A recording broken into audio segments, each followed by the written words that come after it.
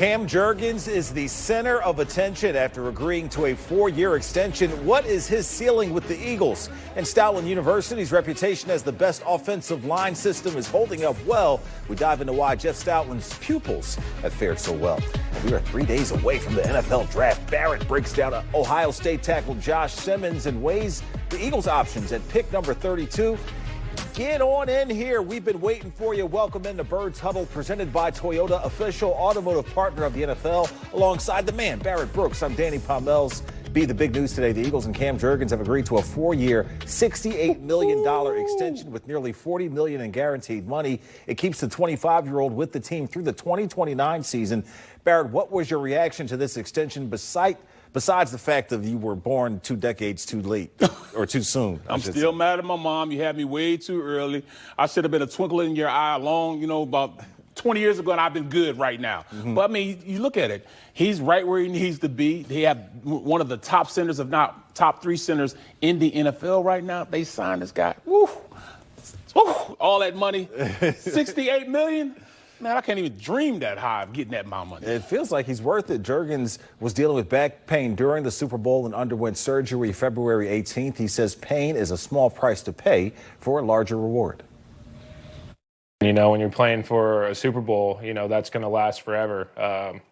Back pain's going to last however long it wants to last, but, I'm going to be a Super Bowl champ forever, and, I get to be with the Eagles for a long time. And you could tell there's immediate culture in that O-line room and how they operated. Everything is full speed, everything's 100%, and there's a standard there. And, I'm just so blessed to be here and be part of that. And now, I get that contract extension, and I get to be a part of one of the leaders in that room and do everything I can to be a leader for the guys coming in and being that role model that, I had when I came in. And Barrett, the standard is the standard. We get to our 3-point stance now, and stance number 1, Barrett says Cam Jurgens has exceeded expectations as Jason Kelce's successor. There was a good bit of discussion after Kelce's retirement of how Jurgens would meet the moment. He did so with a Pro Bowl bid on his way to his first Super Bowl ring, and Kelce chimed in on social media congratulating his protege. He says Jurgens' beef jerky stock is about to skyrocket. So, B, how have you viewed Jurgens stepping up as the starting center? Stepping up is exactly what he did. He stepped up into Kelce's shoes, and he actually got too big for the shoes. They're about a size too small for him right now because he has become basically, he's the measuring rod of which centers will be judged right now going forward. Everybody likes the way Kelce played. That was a time-tested thing that worked out throughout Kelce's career, which got him to where he was at, when he left last year or year before last, when he retired. Well, Kelce stepped in at that level and got better. He's only going to get better from that level. He was already at Jason Kelce's level as far as physically what he does on the field right now. So Jurgens picks up right where Kelce left off. Picked up where he left off. That's why he came in and became an instant Pro Bowler at the center position.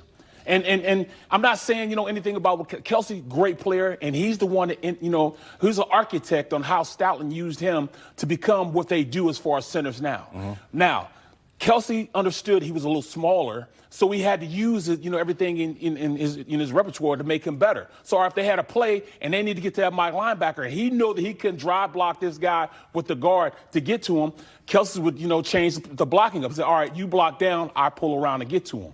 Well, at this point, I think right now that you can look at Cam Jurgens. Cam Jurgens can block that guy in front of him. He's strong enough and built well enough that he can block that guy.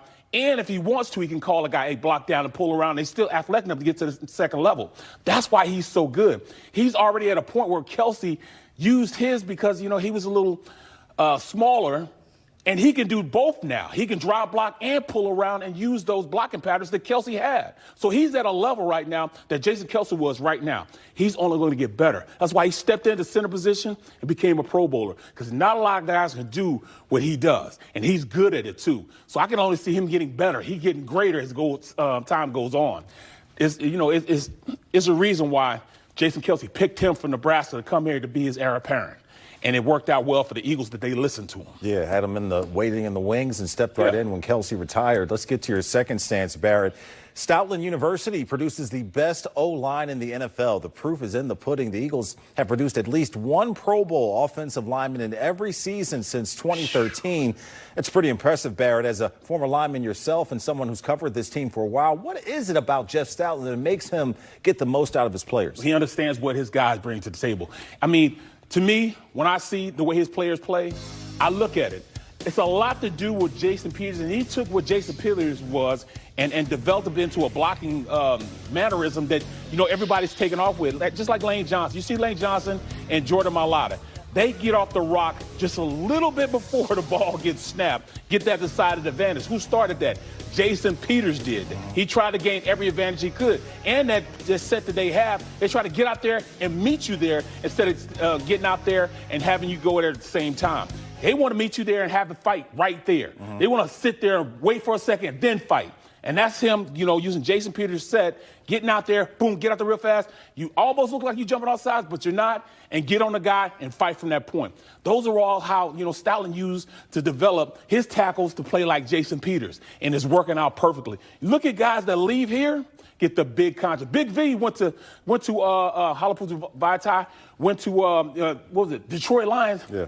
$50 million for 5 years. So these guys are getting paid when they leave Stoutland University.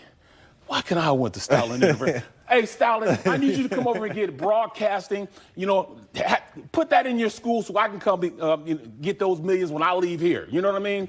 It's, at the end of the day, what you're doing works. It's great the way these guys take it, grab hold of it, and become innovators on how you offensive line play. Everybody wants to pay your guys. Please, just get a something you can get me in there and. All right. Enough begging. But it's interesting because of the way that he's able to bring in reclamation projects, too, like Mekhi Becton, and bring them into the fold as well. Let's get to your third stance. Longevity at center will help Jalen Hurts' development. The quarterback and center relationship is arguably the most important between a duo of players on the football field. There have been some Hall of Fame pairs, including Peyton Manning and Jeff Saturday, or Ben Roethlisberger and Marquise Pouncey. Hurts is 26. Jurgens is 25 years old. Barrett, could this be a formidable duo for years to come? Oh, absolutely, it is going to be, man, because most great quarterbers have a great center they can work with, just like you said, Peyton Manning, Jeff Saturday. And I'm going to say Ben Roethlisberger, and it started out with Jeff Harding. Okay. Penn State guy, former guy, very, very intelligent, and what helped him is, Ben Roethlisberger, his ability to help him call the offense and call the, blitzes and everything else. Same thing with how, Jalen Hurts got to where he is. He had Jason Kelce.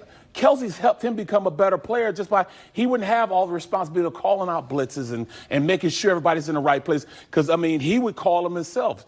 And sometimes he would even change the plays himself. Kelce was that smart, and those two had that much of a relationship that he would trust Kelce in calling the defenses out and, seeing blitzes and seeing how a safety was rotating over. And that, that personal relationship those guys had made him a better player, and he understood that. Well, the same thing can come with this.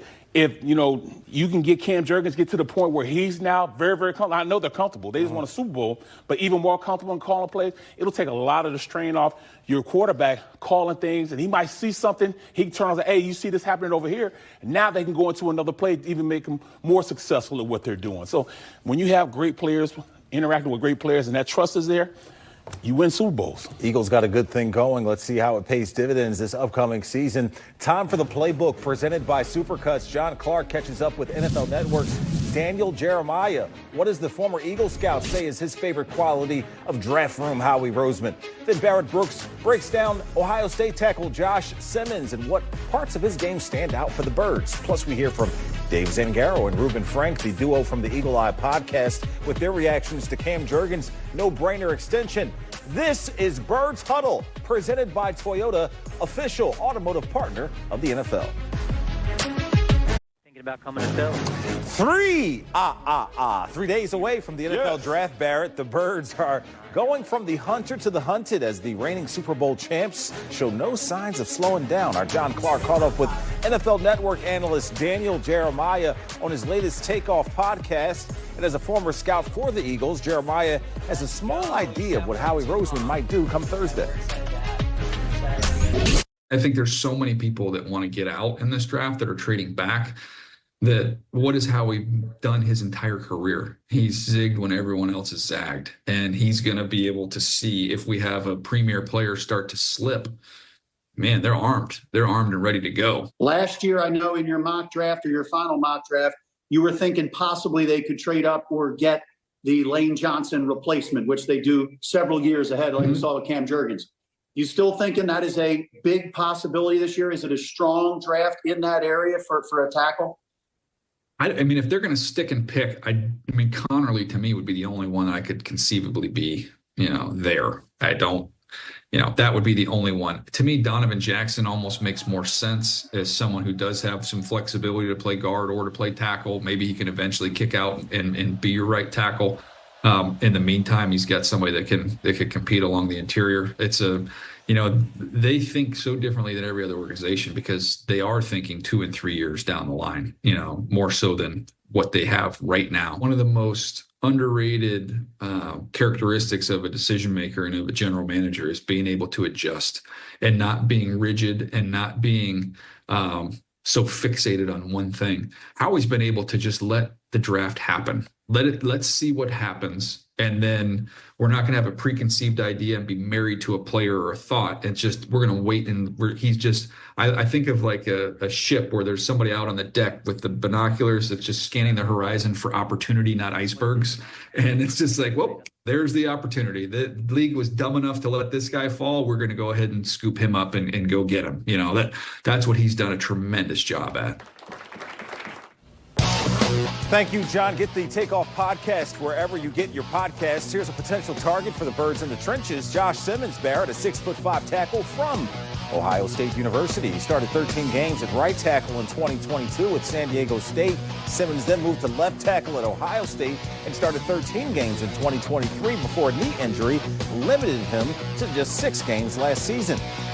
That brings us to Barrett's breakdown. So, B, what have you seen from Josh Simmons that makes him stand out to you as a possible first-round selection? He's a really good athlete, very fluid, and you could tell he's a tackle, the way he moves around. He'll be perfect for Stoutland University simply because he started on the right side, started on the left side. Shows versatility. He can do a lot of stuff. Yeah, and I love the way his hands move. He gets on them. He's not a real puncher. He's a grabber, but once he grabs you, he stays locked onto you. He moves very well. He knows where he is in the pocket, where the quarterback's supposed to be. And here it is right here. Look how fluid he gets out. We like guys that can pull, get out the most. Look at him, gets out, then he's get out of here. Get out of here. That's what I'm talking about. That's what I love right there. The physicality going to put your hands on somebody. Right. And then he also gets to the second level. Look how he keeps his shoulders square to the line of scrimmage, square, then gets up to the second block. You got to do that. You know what I'm saying? You can't just run out there and not know what you're doing. Stay center.